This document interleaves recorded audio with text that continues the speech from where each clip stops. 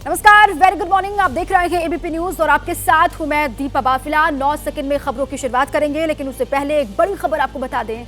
थोड़ी ही देर में एक्सपीओ set satellite launch होने वाला है। एक्सपीओ सेट को लॉन्च करेगा PSLV C58। रेडिएशन की स्टडी करेगा ये सैटेलाइट, कहा जा रहा है। सतीश धवन स्पेस सेंटर से इसकी लॉन्चिंग आज होने वाली है। इस सैटेलाइट की लाइफ 5 साल है और कुछ देर के बाद जो है तस्वीरें भी सामने आएंगी। 9:10 का कहा यह जा रहा है कि इसरो इस सैटेलाइट को लॉन्च करेगा, जिसका काउंटडाउन शुरू हो चुका है। और देखिए, साल 2024 का पहला दिन यानी कि 1 जनवरी 2024, ये तारीख अपने आप में बहुत खास हो जाती है। 1 जनवरी को यानी कि आज श्रीहरिकोटा स्थित सतीश धवन स्पेस सेंटर से एक्सपो सेट सैटेलाइट की लॉन्चिंग होनी है। बस कुछ ही देर में तस्वीरें सामने आएंगी लॉन्चिंग की। और ये सैटेलाइट अंतरिक्ष में होने वाले रेडिएशन की स्टडी करेगा, उनके स्रोतों की तस्वीरें भेजेगा। इसमें लगे टेलीस्कोप को रमन रिसर्च इंस्टीट्यूट ने बनाया हुआ है और ये तस्वीर जो सीधी आ रही है इसरो से, वो आपको हम दिखा रहे हैं। श्रीहरिकोटा से तस्वीर। नए साल के पहले दिन इसरो एक और इतिहास रचने को तैयार है। थोड़ी ही देर के बाद एक्सपो सेट सैटेलाइट की लॉन्चिंग हो जाएगी। पहला दिन है आज 2024 का। और देखिए, सैटेलाइट को 650 किलोमीटर की ऊंचाई पर तैनात किया जाएगा। इस सैटेलाइट में 2 पेलोड्स हैं, पहला पोलिक्स और दूसरा एक्सपेक्ट। और हमारे संवाददाता श्रीनिवास हमारे साथ इस खबर पर और डिटेल्स के लिए जुड़ चुके हैं। सीधे उन्हीं का रुख कर लेते हैं। श्रीनिवास, देखिए अब तो काउंटडाउन अपने आखिरी चरण में होगा, किसी भी वक्त तस्वीरें आएंगी लॉन्चिंग की।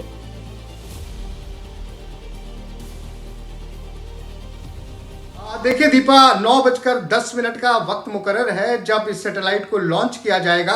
और मैं आपको एक बात बता दूं कि ये सैटेलाइट दुनिया में पहला सैटेलाइट है जो एक्सरे इमिशन की स्टडी करेगी। इसके पहले सिर्फ और सिर्फ अमेरिका के नासा ने एक्सरे बेस्ड कोई भी सैटेलाइट जो है वो अंतरिक्ष में भेजेगा। हम अपने दर्शकों को बताएं कि आखिर ये सैटेलाइट काम क्या करेगा, इसे समझना पड़ेगा।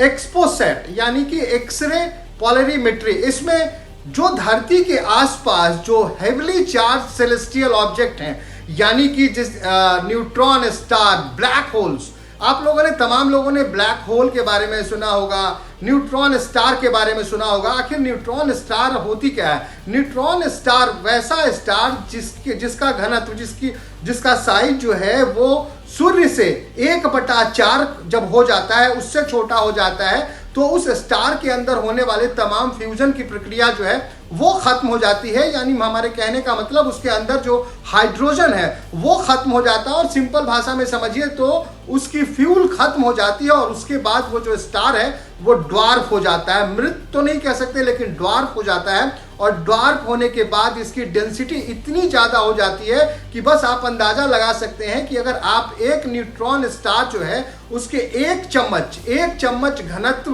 की चीजें उसके सतह से उठाती हैं तो उसका वजन जो है वो 10 मिलियन टन होता है। तो आप समझ सकते हैं। तो उससे निकलने वाली जो एक्सरे की किरणें हैं उसके बारे में ये जो हमारा सैटेलाइट है वो अध्ययन करेगा। ब्लैक होल से जो एक्सरे इमिशन होगा, उसके लाइट का जो पोलराइजेशन होगा, यानी कि जब भी इस तरह के विकिरण इस तरह के स्टार्स से निकलते हैं तो वो रैंडम डायरेक्शन में होते हैं, लेकिन कुछ वक्त पे ऐसा हो जाता है कि वो पोलराइज्ड हो जाते हैं, तो उसकी स्टडी करेगा। जी दीपा, बिल्कुल। और श्रीनिवास, ये तो एक और बहुत बड़ी छलांग है। चंद्रयान 3 की सफलता, उसके बाद सौर मिशन की सफलता, उसके बाद अब जो है ब्लैक होल, जैसे कि आप बता रहे हैं, उसके राज भी अब इसरो के द्वारा खोले जाएंगे इस सैटेलाइट के माध्यम से। ये तो बहुत बड़ी कामयाबी नए साल के पहले ही दिन, इस खास मौके पर।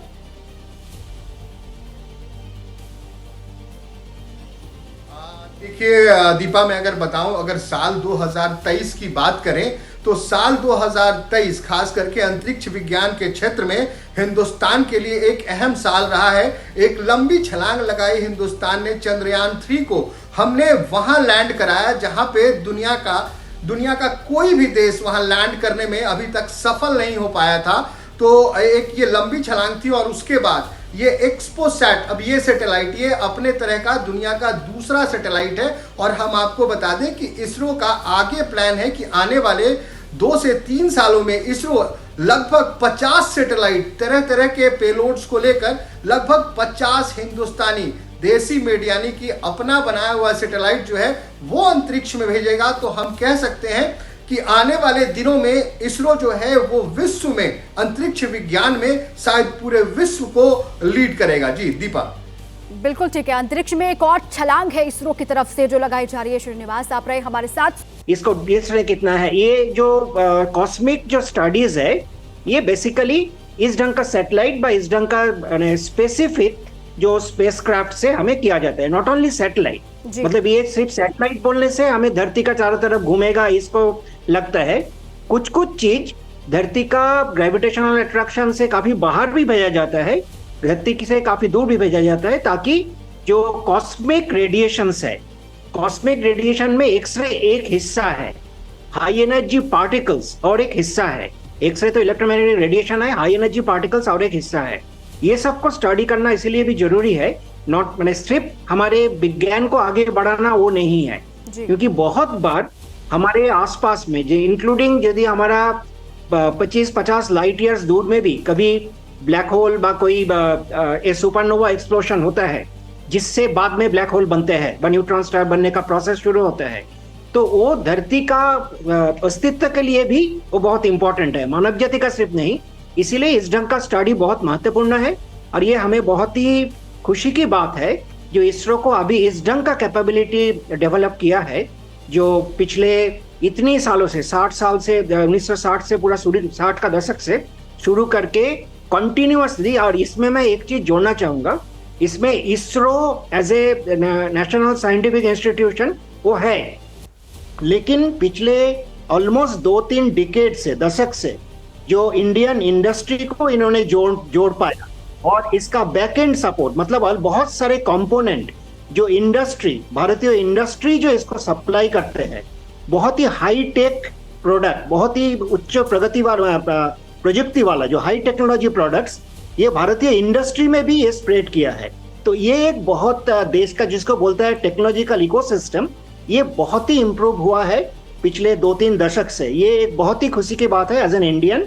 और हम जो बात आप कर रहे हैं मेरे ख्याल में थोड़ा सा मॉडरेटेड करना चाहिए, क्योंकि हम दुनिया को लीड अभी नहीं कर रहे हैं, लेकिन दुनिया में जो 4 सबसे advanced space technology space missions चलाने वाला जो इंस्टीट्यूशंस है, जिसमें नासा है, जिसमें जापान का जक्सा है, यूरोपियन स्पेस एजेंसीज में है, उसमें इसरो ज्वाइन किया है। ये एक बहुत खुशी की बात है जो हम लोग काफी आगे बढ़ चुके हैं टेक्नोलॉजी के मामले में और इंडिजीनियस कैपेसिटी के बारे में। बिल्कुल सर, और पिछले कुछ सालों में जो कीर्तिमान रचे हैं इसरो ने वो भी पूरी दुनिया के सामने हैं। सर ये जो आप भी बता रहे हैं बहुत अहम जानकारी आप दे रहे हैं, इसके अलावा आकाशगंगा की और न्यूट्रॉन तारों की, साथ में जो ब्लैक होल्स की, इसके बारे में स्टडी करेगा, रेडिएशन की स्टडी करेगा ये जो सैटेलाइट आप बता रहे हैं। ये करने वाला, ऐसा करने वाला हम पहला देश हिंदुस्तान हो जाएगा या इसके अलावा भी ये कोशिशें की गई हैं और देशों की तरफ से? नहीं, ये कोशिश पहले भी हुआ है और अभी भी स्टडी आप लोग यदि देखे भी होंगे, न्यूज़ देखे होंगे पिछले कुछ सालों में, तो ब्लैक होल का, पर्टिकुलरली ब्लैक होल का, न्यूट्रॉन स्टार का, ये दोनों का स्टडीज काफी साल से चल रहा है। इसमें एक टाइम में नासा और रशिया का जो स्पेस एजेंसी था दोनों ही इस्तेमाल करता था, लेकिन पिछले ठीक है सर, आपके पास लौटती हूँ मैं।